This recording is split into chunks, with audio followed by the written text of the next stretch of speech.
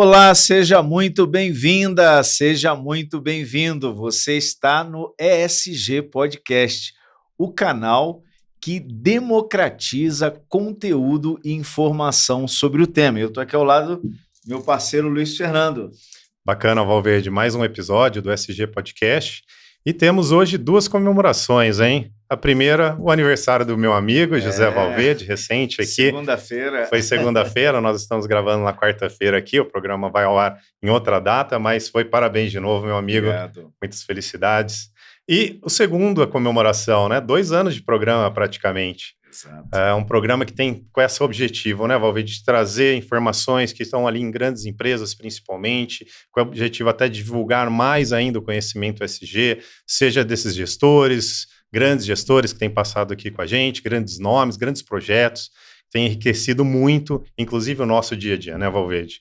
E hoje não será diferente, temos um grande convidado, o Felipe Guastelli, gerente de biomateriais da Natura. Felipe, muito obrigado por ter aceito o nosso convite e estar aqui com a gente hoje, nesse episódio. Eu que agradeço, gente, ainda mais sendo tão especial, assim, parabéns, Valverde, também. Obrigado.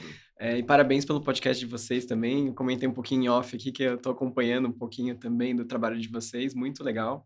Estou acompanhando cada vez mais conteúdos desse tipo, assim, onde vocês tem muita qualidade mesmo, achei muito bacana, estou muito feliz de estar aqui.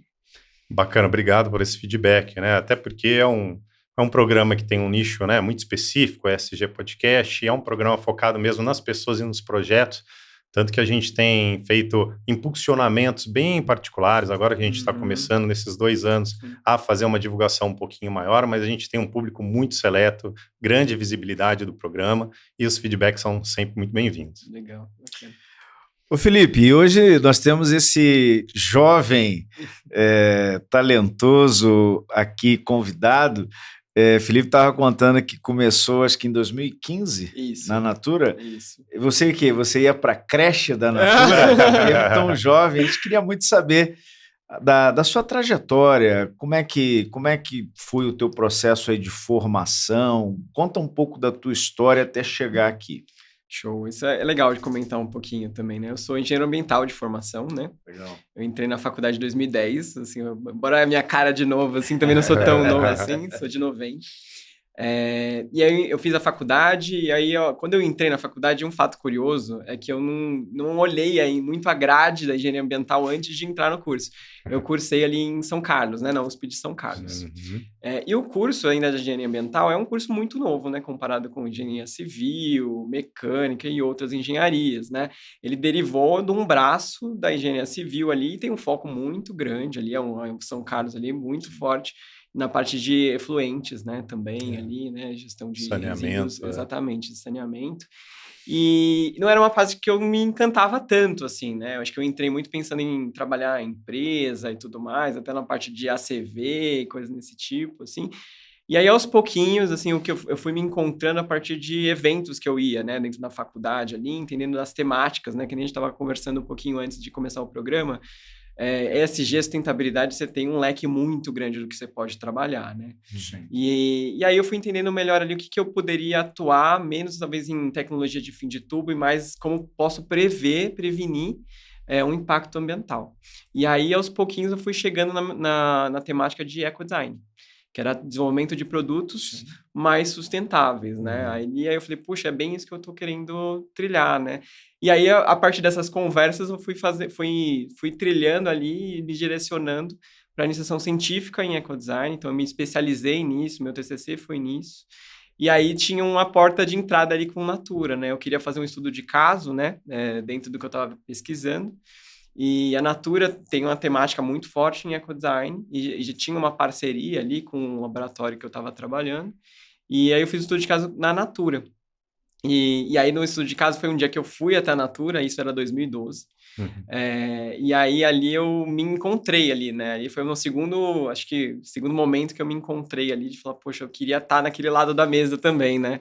E aí, claro, né, você vai para a Natura, a gente estava comentando também, né, sobre isso, né, vocês já visitaram ali também, a gente fica muito encantado pelo nível de maturidade que a empresa fala de sustentabilidade, né? Eu já tinha feito outras interações com outras empresas e tudo mais ali. Eu fiquei muito encantado com o nível que aquilo foi discutido naquela reunião. Eu falei, puxa, eu queria trabalhar aqui, né? Se Deus quiser.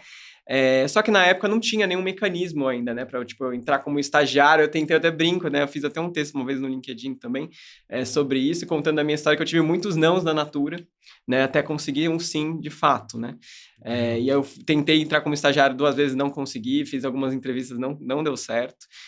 E aí tem um programa que é até bacana de comentar aqui, que chama Inova Talentos também, né? Não é um programa da Natura, é um programa nacional, em que a gente pode ter bolsistas dentro das empresas, né? Você dá um desafio na mão de um bolsista, que pode ser um graduado, um mestrado, ou até um doutorado também, né? Depende do desafio que a empresa tem. E você consegue dar esse desafio para essa pessoa 1 ano dentro da empresa. Né? Então, eu acabei tendo essa porta de entrada, né? Na Natura fez um desafio ali, né? Eu me inscrevi, e aí eu entrei na Natura a partir desse modelo que existe até hoje, né? Como bolsista. Hoje eu tenho bolsistas na Natura também. Então, eu acabei entrando a partir desse modelo. Então, era um modelo bem de pesquisa mesmo dentro da empresa, assim, né? Esse programa até visa fomentar mais esse tipo de estilo e modelo de profissional dentro das empresas. A Natura já trabalha, né? O P&D da Natura está aqui, né? Então, eu acabei entrando ali também, né? Dentro desse universo ali também, e fui ficando, né? Fui ficando e acabou tendo uma oportunidade de eu ser efetivado ali na empresa também. Então, foi um pouquinho da minha trajetória. Eu inicio ali numa parte mais de cálculo de impacto ambiental, olhar para novas métricas de impacto ambiental, isso em 2015, né? Então, a Natura, quando eu já entrei, já tinha uma calculadora já há 5 anos, super consolidada, de carbono, material reciclado e tudo mais. E a gente estava querendo estudar outros impactos, né? Ampliar esse olhar para outros indicadores, né? O que o mundo está falando de evolução desses indicadores. Né? Então, minha pesquisa era voltada para isso naquela época. E aos pouquinhos, como estava no ecodesign, a Natura tem uma temática muito forte nisso, dentro do desenvolvimento de produto, eu fui chegando mais próximo da área de embalagem, né? Então, PET reciclado, vidro reciclado, todo esse tipo de material que a Natura já utiliza há muito tempo, estava se iniciando ali, né? Porque não é só você colocar o material reciclado, né? Você precisa testar, validar, altera a cor, como é que a gente valida isso. Você tem a questão sanitária também, perfeitamente, né? Exato. Naquela época ainda o PET mesmo não tinha uma autorização da Anvisa. A Natura, eu não estava, né, exatamente nessa frente, mas eu escuto as histórias ali. A Natura, junto com a Coca-Cola e outras empresas, foram muito pioneiras de comprovar que aquilo estava com uma qualidade e segurança para o consumidor ali, né? Então, teve um pouco desse push das próprias empresas, assim, né? Então, a gente também teve um pouco dessa atuação e eu fui me aproximando disso. E aí fui aprendendo um pouco do universo de embalagem, né, que é hoje onde eu atuo, né, e olhando mais para a parte de biomateriais. Então, eu faço um misto ali entre o olhar da pesquisa, né, e também da parte de embalagens ali também, olhando para esses novos materiais. Ô Felipe, queria explorar um pouquinho mais ainda esse teu momento acadêmico, de formação, porque o nosso público, nós temos muitas pessoas que estão ainda no início da carreira ou até graduando ainda, estão olhando para o setor de várias empresas, mas com esse foco na questão de atuar nesse tema do ESG.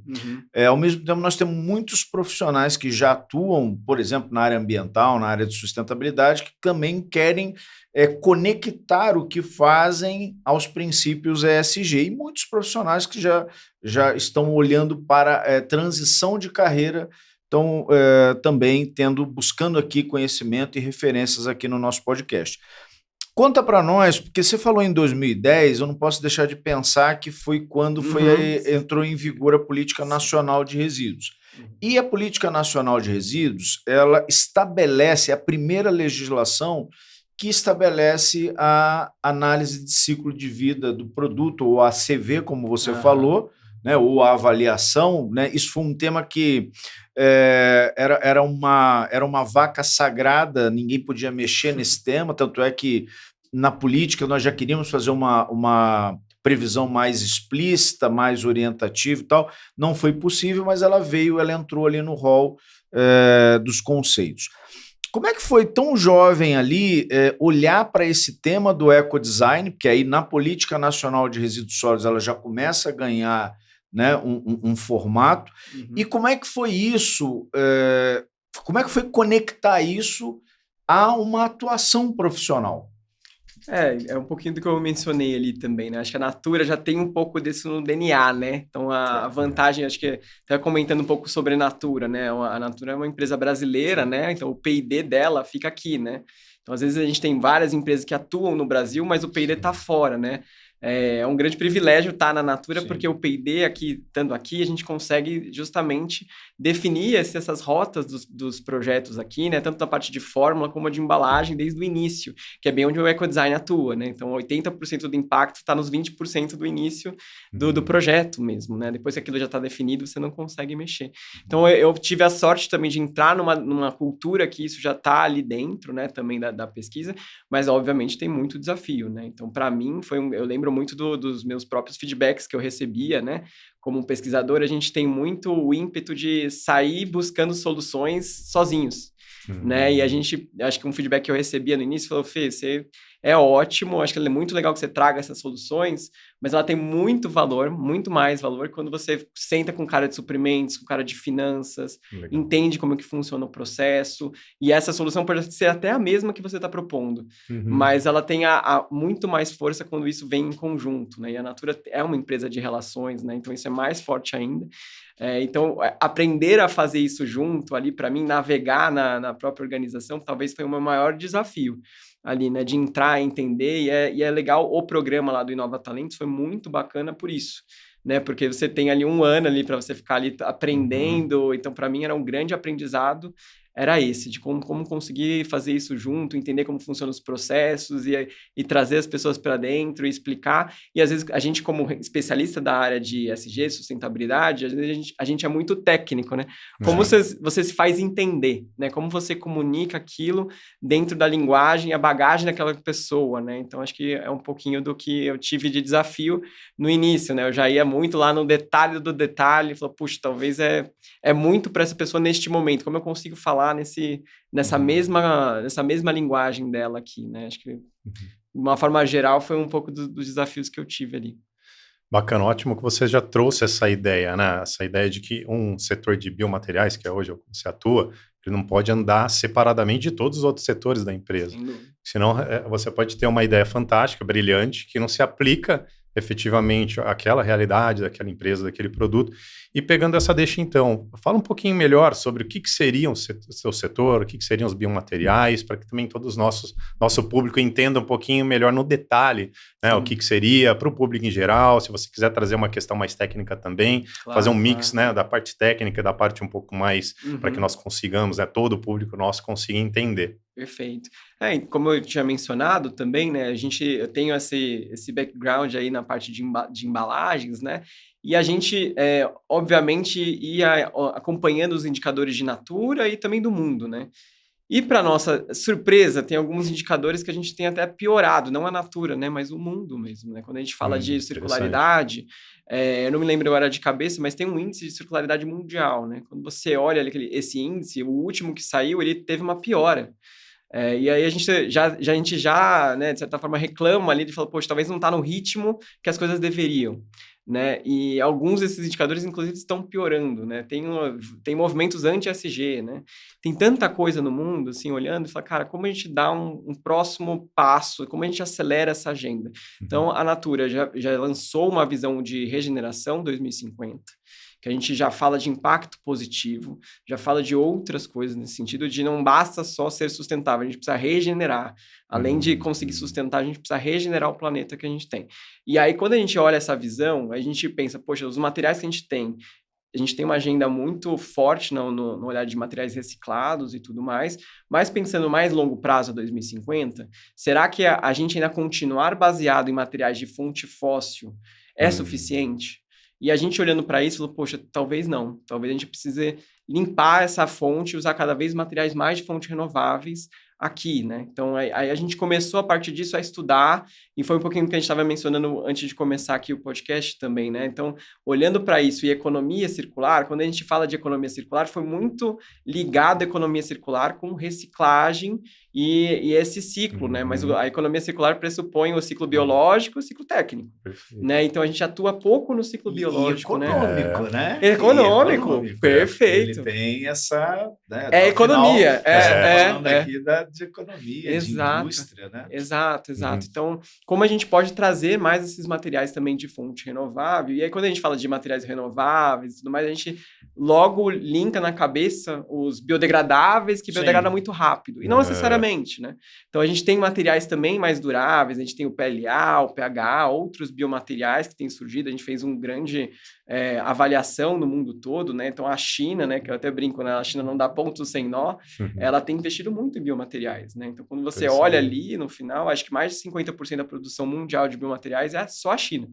Ela é maior que outros continentes, assim, né? Eu já fui em eventos fora do Brasil e a China tem um palco quase que especial para falar de biomateriais. Fala, poxa, por que eles estão investindo nisso? Acho que eles tiraram a sacada que talvez, além do petróleo, o que será a grande fonte aqui de economia, né? Que a gente estava falando aqui. Talvez serão os renováveis, né? A gente fala no biomaterial, dá exemplo para nós aí. Traz assim para a nossa realidade consumidor o que nós podemos considerar como biomaterial. Um que está na nossa vida e é mais comum da gente falar é o próprio papel. Então, o papel, dentro desse olhar da economia circular, a gente consegue ter ele de fonte renovável ali, né? E ele pode tanto ir para o setor da reciclagem, como ela pode ir para a biodegradação também. Então, esse é um bom exemplo que eu gosto de trazer, tá? Em termos de embalagem, um papelão. Exato.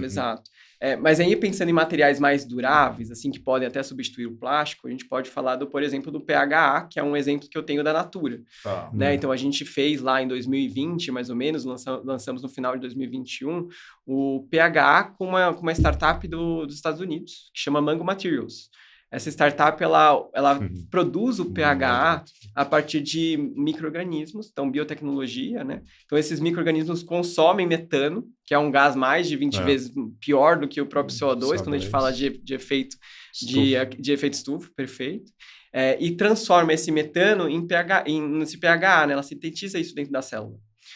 E a partir da biotecnologia, a gente consegue fazer a lise dessas células, extrair esse PHA e transformar ele num pellet, que é o que vai dar origem a esse plástico. E ele é um plástico, né, naturalmente produzido e também biodegradável. Né? Então, a gente conseguia ter esse...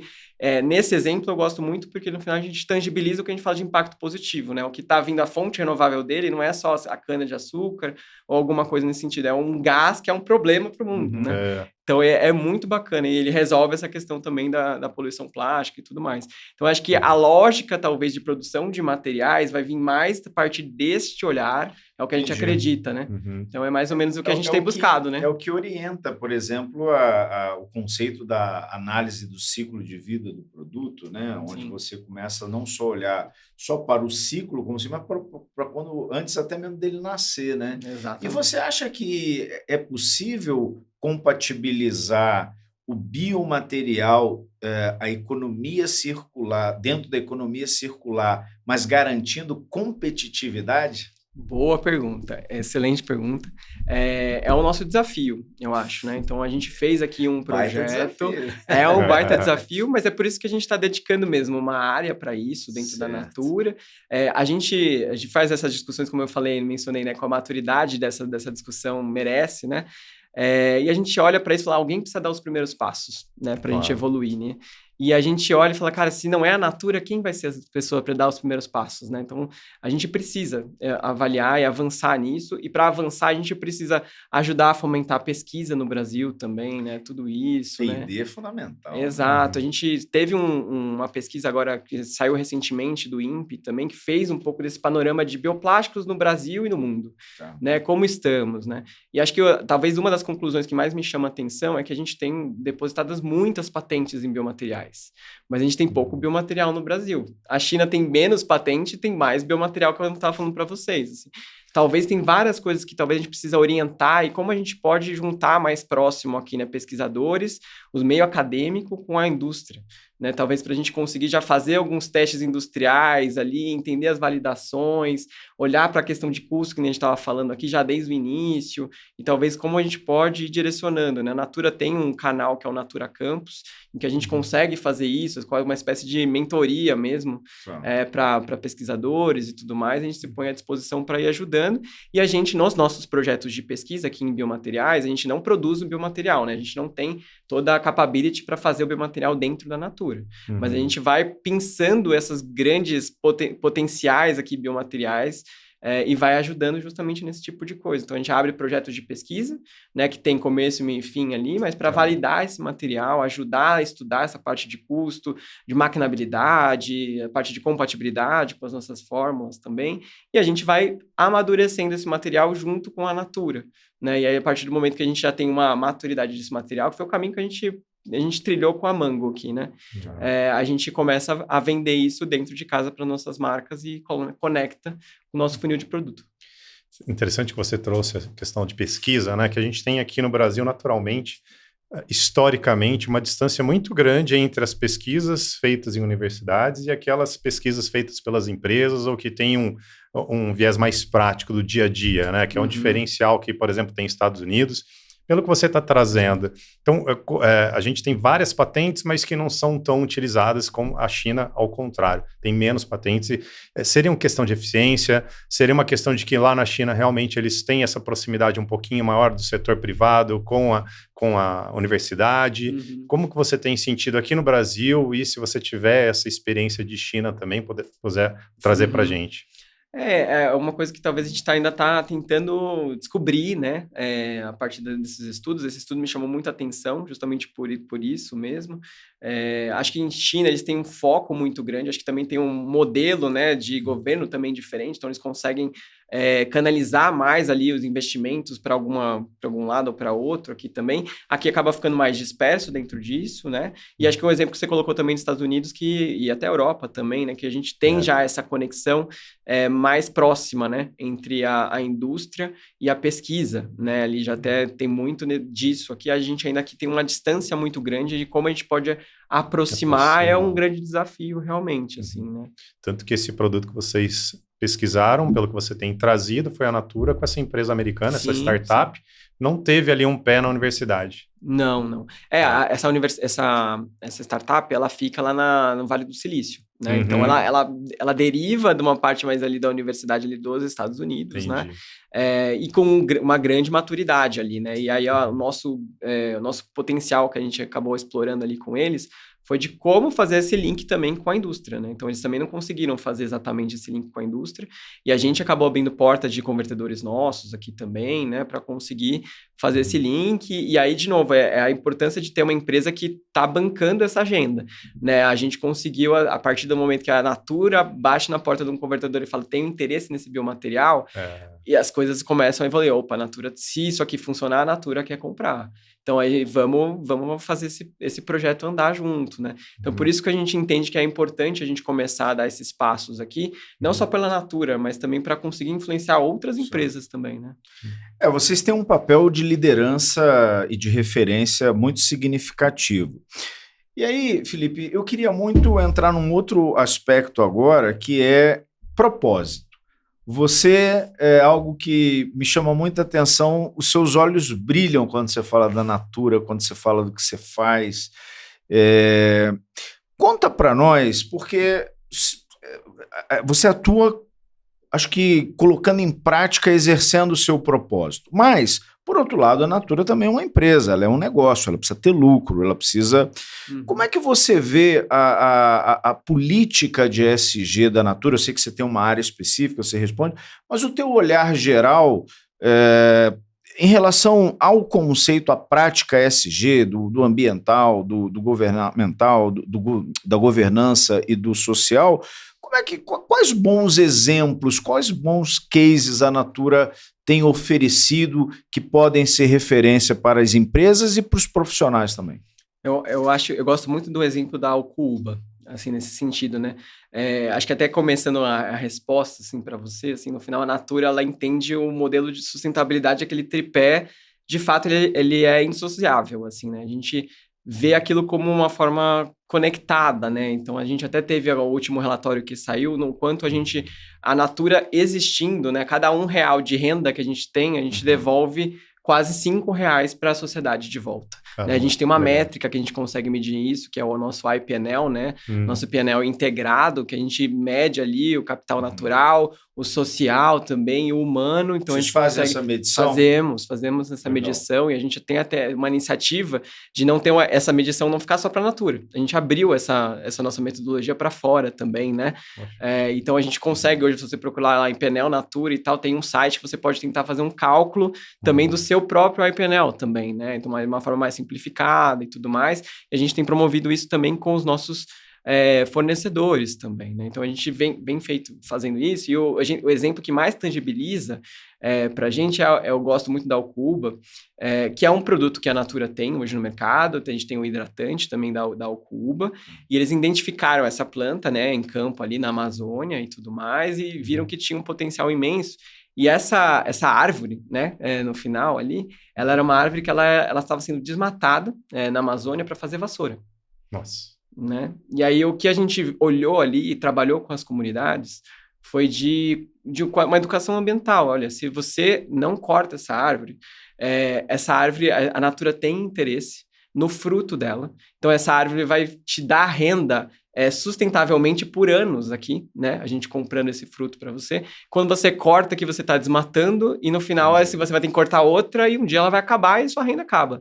Então, a gente acabou trabalhando esse tripé também, tudo junto aqui, né? E no final a gente tem um impacto super positivo, né? Porque hoje a gente está conseguindo conservar a área na Amazônia. O produto foi um sucesso também quando foi lançado, porque o produto é muito bom. Ele fecha também essa conta, né? Também em relação ao produto, ao custo e tudo mais, né? E também tem essa parte ambiental ali ligada, né? Então, acho que esse é um exemplo que eu gosto muito, né? Para a gente tangibilizar como a Natura avalia ali, né? A parte do impacto que ela tem no dia a dia e nos produtos que a gente coloca no mercado também. Interessante que você trouxe essa questão, Felipe, porque como o Valverde trouxe, né, a questão econômica, obviamente, faz parte do tripé ESG. E eu queria ver contigo do teu setor da biorremediação, quando vocês pensam, temos interesse e lançam ao mercado, né? Temos interesse em desenvolver uma embalagem que tenha um impacto positivo. Vocês analisam a questão financeira em qual aspecto? Por quê? Porque você pode fazer um aspecto, tem que ser barato, ou tem que ser adequado ao valor do produto que nós temos hoje, ou, dependendo do produto como for, mesmo que seja um pouco mais caro, eu vejo que tem mercado, porque o mercado tem cada vez mais entendido que mesmo que não seja o mesmo preço, se for até um pouquinho mais caro, mas tiver esse viés de impacto positivo, tem o mercado e dá um resultado positivo para a empresa financeiramente. Como que vocês têm feito essa análise? A gente faz análise, assim como todos os outros projetos também, avalia ali os custos e tudo mais, mas óbvio que a gente vai tentando trazer os diferenciais, igual o da Alcuba, que ela tinha um poder de hidratação muito bom. Então, a gente também vai tendo esses diferenciais de mercado aqui que a gente fala também, né? Depende dos projetos, o como a gente pode vender a sustentabilidade também, trazendo a inovação junto, né? Sim. Então, trazendo algo que para o consumidor, exatamente, como a gente consegue trazer um inusitado, uma experiência bacana para o consumidor, e aí você vai colocando essas inovações sustentáveis ali também para o consumidor, né? Então, acho que depende de caso a caso, assim, né? A gente vai olhando e avaliando esse business case ali, né? Obviamente, tem algumas coisas que a gente faz e a gente nem comunica, né? Então, às vezes, alguns materiais reciclados que a gente coloca ali, tudo, às vezes a gente nem comunica para o consumidor, né? Porque ele não traz um diferencial, às vezes, para o consumidor, e ele entrega para os nossos compromissos, né? Dentro daquela estratégia, de repente, naquele produto, ele já tem tanta coisa para comunicar, que eu não quero comunicar a parte do material reciclado neste cara. Eu vou comunicar no outro cara, na parte que a gente estava falando de biome, aí sim, esse material ganha um protagonismo imenso, assim, também. Né? Então, a gente vai avaliando esses trade-offs também, né, no dia a dia, assim, também, e, obviamente, vai fazendo essa questão do custo. Mas, em alguns casos, por exemplo, a Natura deu um primeiro passo até e não repassou alguns preços, por exemplo, do vidro reciclado. Quando a gente começa o vidro reciclado, ele era mais caro, né? E a gente deu o pontapé inicial e a gente não repassou isso para o nosso consumidor. A gente conseguiu absorver. Hoje ele está muito mais competitivo, né? Então, de novo, a gente dando esses primeiros passos, assim, né? É uma coisa do como a Natura acredita, né? Você até brincou um pouco, né? De como o meu olho brilha em relação a isso. Acho que é por conta dessas decisões que talvez, não sei se em outras empresas essas decisões seriam tomadas, né? Então, eu vejo que tem uma cultura que acredita naquilo que está fazendo, né? Interessante, é como se tivesse uma visão de curto, médio e longo prazo. Alguns produtos agora vão agregar valor agora, e alguns produtos vão me trazer um retorno médio e longo prazo. E aí vocês fazendo esse cálculo, fazem todo esse tipo de análise na hora de fazer o biomaterial. E você trouxe mais um elemento também que queria explorar um pouquinho mais. Você disse algumas inovações nem são comunicadas, é como se a Natura tivesse tão avançada na questão ESG, que eu falo, não, isso daqui que para as empresas nem sonham, para vocês é quase que não é uma obrigação, porque eu tenho meus compromissos, eu nem vou comunicar, eu vou focar mais em algo que agregue mais para a sociedade e para a empresa. Como que é a relação de vocês, então, com o setor de comunicação? Como que é essa interação interna? É sempre um desafio, né? A parte de comunicação, Sim, a parte de certeza. Sustentabilidade. Acho que a gente tem atuado muito próximo, justamente para tentar até decupar um pouco melhor essa questão do que a gente estava falando até no início, né? Às vezes para não ficar muito técnico. Vou dar um exemplo aqui. A Natura foi muito pioneira na tabela ambiental. Não sei se vocês ouviram falar nisso, assim, mas os produtos da Natura, quando eu entrei lá em 2015, todos os produtos tinham ali na sua caixinha, ali no seu cartucho, ali, né? Todo o nosso impacto ambiental declarado, transparente, assim, qual que é o impacto de carbono e tudo.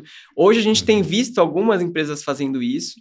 A gente foi super pioneiro, mas ele era muito uma comunicação dura, né? Era uma tabela, tinha ali quanto que era de vegetal natural, a parte de porcentagem de reciclado, reciclável, e às vezes para o consumidor aquilo era até estranho ali de você entender. Talvez a sociedade ainda não estava tão preparada para a comunicação, e mesmo assim a Natura Exato, e a gente foi, né? E aos pouquinhos a gente foi mudando. Essa comunicação ela existe, mas ela foi mudando mais para uma questão de ícones, que nem a gente estava falando, alguns produtos a gente traz um pouco mais a parte de carbono, outro a gente fala mais do material reciclado. Então a gente foi tendo um pouco mais dessa arquitetura de comunicação, de como vai fazendo isso, com quem que eu estou falando com esse consumidor ali, né? Então a gente vai medindo um pouco e vai fazendo testes também, né? Obviamente, né? Então, e os canais que a gente vai utilizar para isso, né? E tudo, né? Então é sempre um desafio grande, né? Como a gente pode ajudar.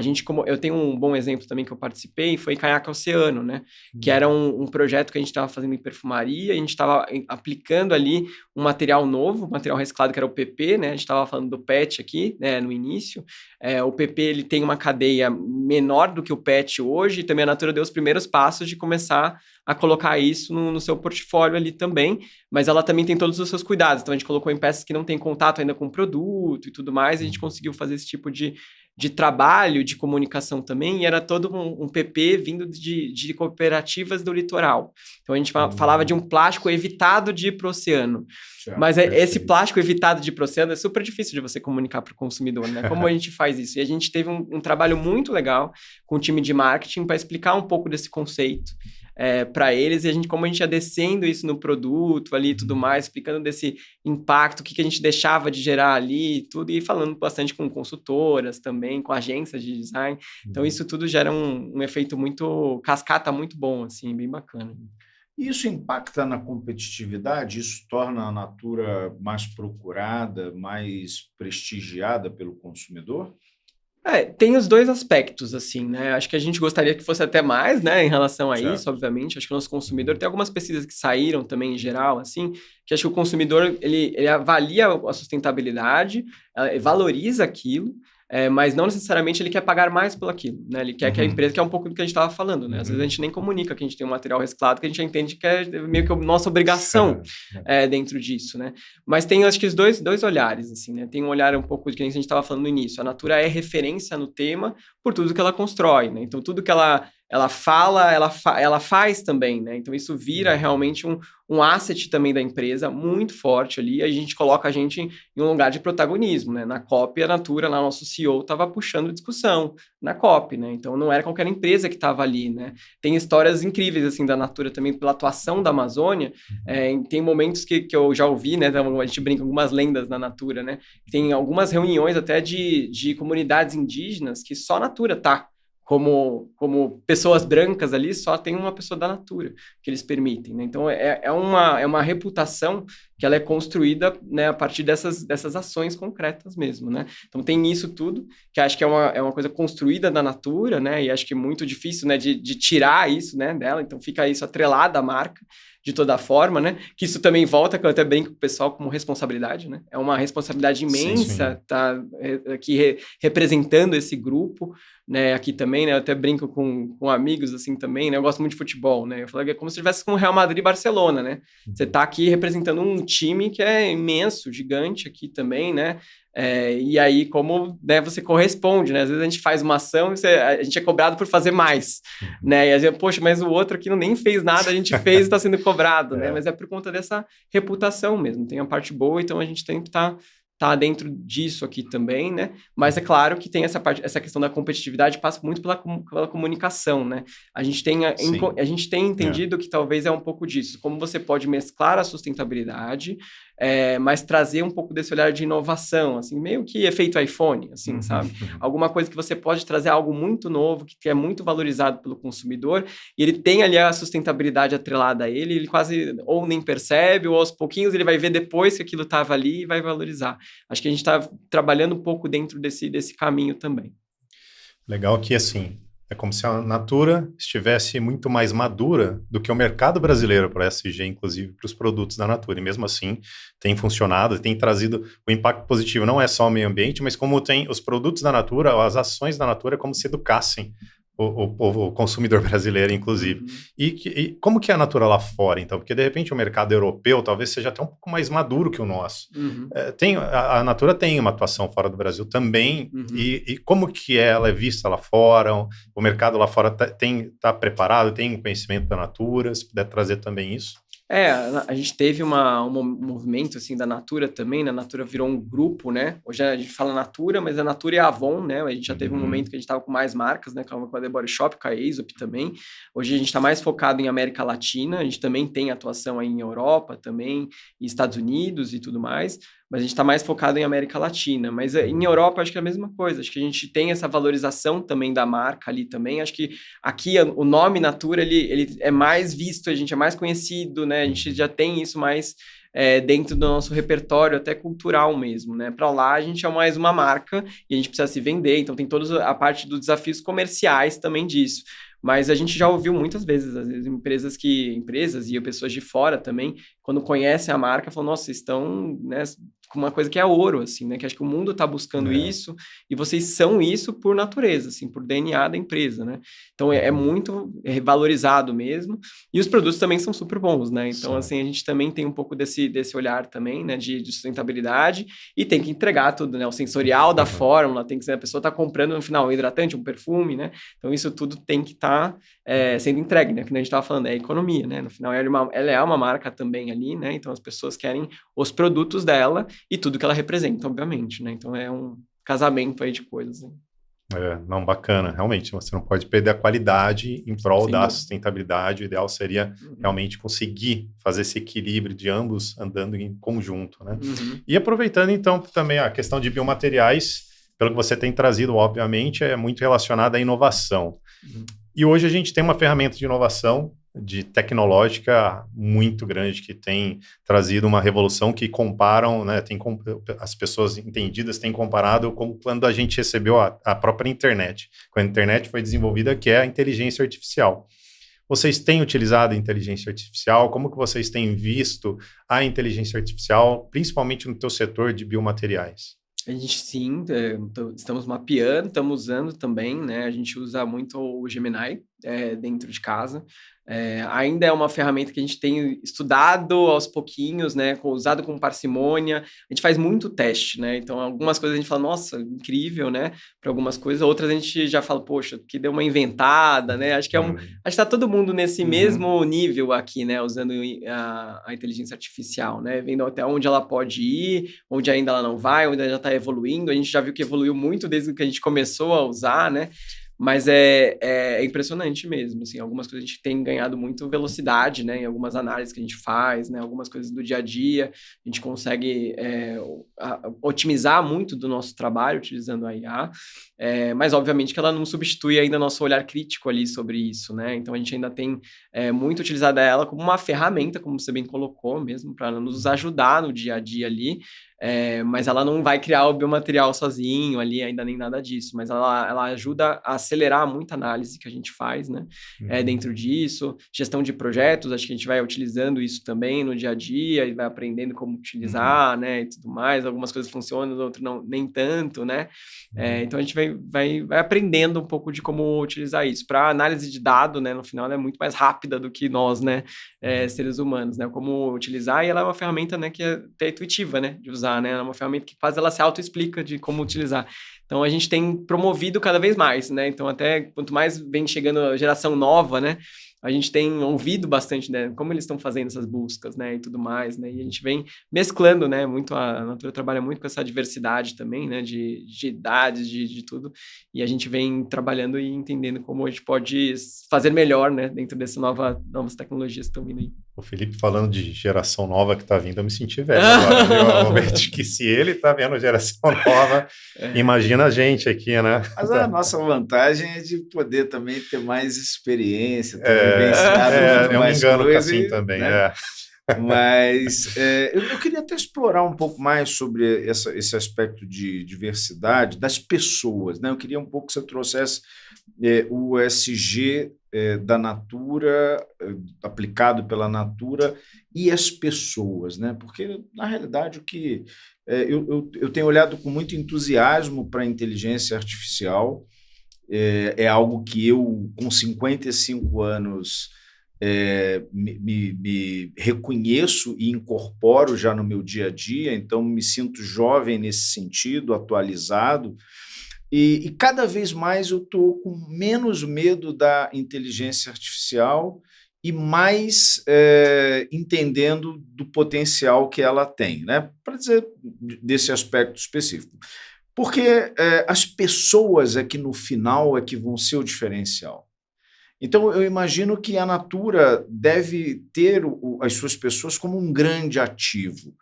Conta para nós como é que é ESG na prática com pessoas na Natura.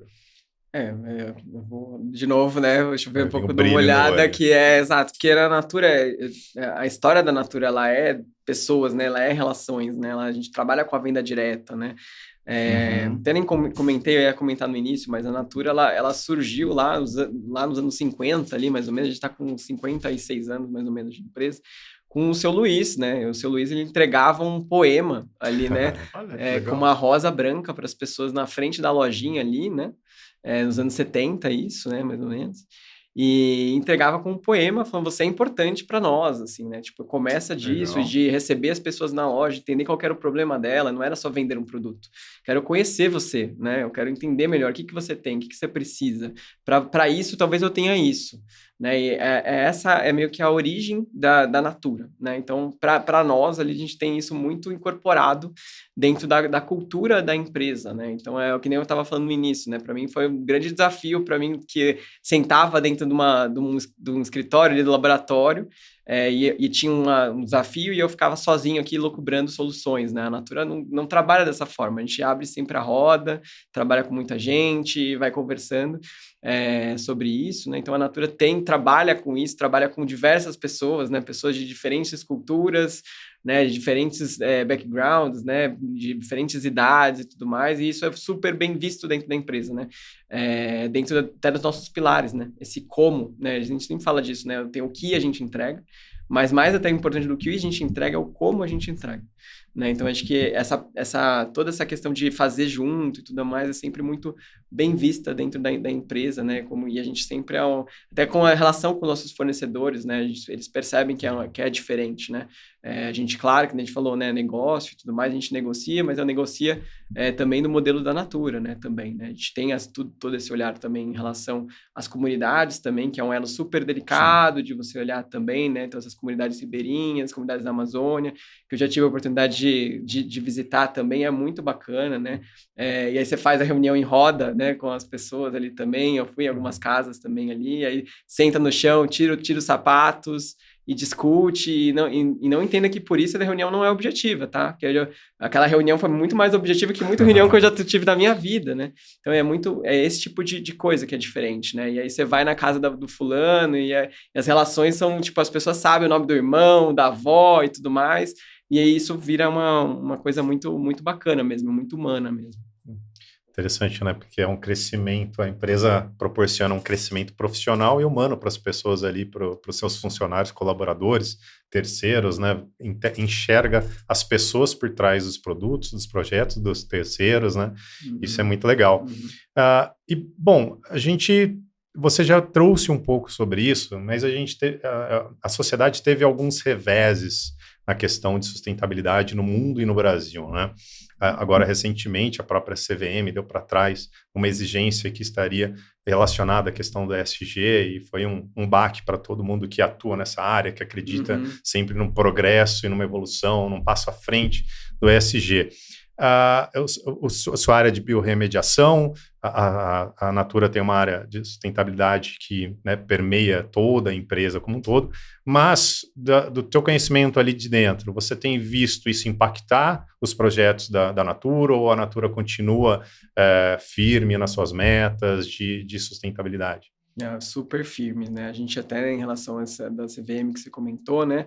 Não é a minha área ali exatamente de atuação, a Natura tem, né, se subdivide em muitas áreas, né? Mas a Natura até soltou uma nota, né? Que em relação a isso a gente não vai mudar uma vírgula, a gente vai continuar com o nosso plano, a gente vai fazer essa comunicação também do IFRS também, como a gente já estava programado, que iríamos fazer, a gente vai continuar fazendo e fomenta que mais pessoas continuem com essa postura, né? E aí é interessante, porque no final do momento que ele deixa de ser uma obrigatoriedade, ele vira um diferencial de quem está fazendo, né? Mas o que eu tenho visto também até no mercado, assim, de outras empresas, né, também, acho que Renner, etc., eles também vão continuar, assim, né? Então, acho que eu tenho visto mais isso. Estava muita gente programada já, né, para fazer isso, com consultorias, com às vezes até time interno ali. Acho que eles vão seguir também no plano. A Natura não é diferente, né? E foi até um pouco da mensagem que a gente levou na COP também, né? A gente percebe que tem alguns retrocessos, né? A gente até falei do movimento anti-ESG também que existe. E a Natura se posiciona ao contrário, né? A gente dobra a aposta e fala, não, a visão é regenerativa, a gente não vai só ser sustentável, a gente vai regenerar. E, de novo, a gente entende que não pode ser diferente, né? Acho que isso é muito importante, né? Como esse posicionamento, não só para a Natura, né? Como o mercado e para as pessoas, né? Eu vejo e comento com as pessoas, nossa, isso é muito obrigado, né? Por continuar com esse posicionamento, porque também existe, é uma luta, né? De certa forma, né? E quando você vê que as pessoas outros vão desistindo dessa luta, vai desmotivando para um lado também muitas pessoas que estão começando, às vezes, né? A carreira, né? Também, né? Então você vê, poxa, a Natura segue lá firme, nessa estrutura. A gente, obviamente, vai sempre entender, né? A gente falou muda um pouco a comunicação aqui, a gente vai, claro, acompanhando os movimentos, vamos ver como a IA vai ajudar isso, nos auxiliar. Então, obviamente, que a gente está sempre entendendo e se modificando também em relação a isso, mas acho que acho que a Natura nunca vai abandonar em relação a isso, não. Faz parte da própria empresa, Sim. né? Felipe, e como é que é a relação com os fornecedores, com os stakeholders? Conta um pouquinho para nós que tipo de exigência a Natura faz àqueles que estão ali no seu universo, ali, quem tem interesse de atuar, de ser um profissional da Natura, ou de prestar um serviço. Como é que é isso? Conta um pouquinho para nós aí. Por conta de todos esses compromissos, a Natura é uma empresa bem exigente, né? Então, no final, obviamente, né, a gente sempre fala, né, de alguém que quer vender algum produto para a Natura, algum serviço para a Natura tem um olhar muito criterioso, né? Então, por exemplo, material reciclado, né? A gente quer entender de onde vem esse material reciclado, né? Vem de aparista, mas vem da onde? Tem trabalho infantil? A gente faz um olhar muito criterioso dentro de tudo isso, né? E aí todos os olhares, né? A gente tem uma questão de renda digna, né, dentro da empresa também, então não é além do salário mínimo, tem várias questões que a gente olha muito ampliado e isso, claro, vai se estendendo para os nossos elos de stakeholders, né? Então, certo. A gente tem dentro, por exemplo, compromissos também de escopo 3, né, em relação a carbono. O escopo 3 é um desafio para todas as empresas, né? Como a gente ajuda? A gente tem agora um programa que chama Aliança Regenerativa, em que a gente também tem diferentes níveis, né? Porque tem alguns fornecedores que já têm bastante conhecimento em carbono, em métricas de impacto ambiental, outros estão começando, né? Então a gente divide nessas classes ali também, né? E a gente vai ajudando, né? E entendendo um pouco dessas iniciativas, priorizando como a Natura pode ajudar. Então a gente também tem trabalhado nesse sentido também, que a gente estava falando no início, né? Educacional também, né? Entendendo que tem essa referência da Natura, a gente faz alguns eventos com esses fornecedores, de compartilhando, eles vão compartilhando também as iniciativas dele, então a gente também aprende muito também dentro disso tudo, né? Como a gente pode melhorar, né? Então a gente tem um pouco do olhar que a gente tem para os nossos fornecedores e parceiros, né? Todos aqui também, né? E aí depende também muito do que é essa parceria, esse fornecedor, né? Mas a gente é uma empresa bem exigente nesse sentido por conta desse cuidado que a gente tem com a marca, né? A gente trabalha na Amazônia também, obviamente, que a gente quer entender tudo que a gente está olhando lá não pode estar associado a desmatamento, né? Imagina o tamanho do dano reputacional se isso acontece, né? Que a gente estava falando, né? Sobre a responsabilidade de representar esse grupo, né? Então, por isso que a gente também tem bastante critério em relação a isso. Bacana. Bom, a gente está chegando ao final do nosso programa aqui também. Que a gente tem tido uma sorte muito grande, talvez não sorte, mas a gente tem sempre um pessoal aqui muito capacitado e apaixonado, né, pelo tema ESG. Por isso que é o nosso foco aqui, né? A gente renova nosso compromisso com o programa de trazer, democratizar esse conhecimento ESG, tanto essa questão de propósito quanto essa questão mais técnica. E a gente sempre faz uma pergunta final aqui, duas, na verdade, né? Uma, como você vê o futuro ESG da empresa em que você trabalha, você já trouxe bastante sobre isso. E a outra é como você se vê no futuro, né? Próximo, médio, curto, médio e longo prazo no ESG, independente de onde você estiver. Como que você tem visto, como que você sente o seu futuro nessa área ainda, ou ampliando horizontes?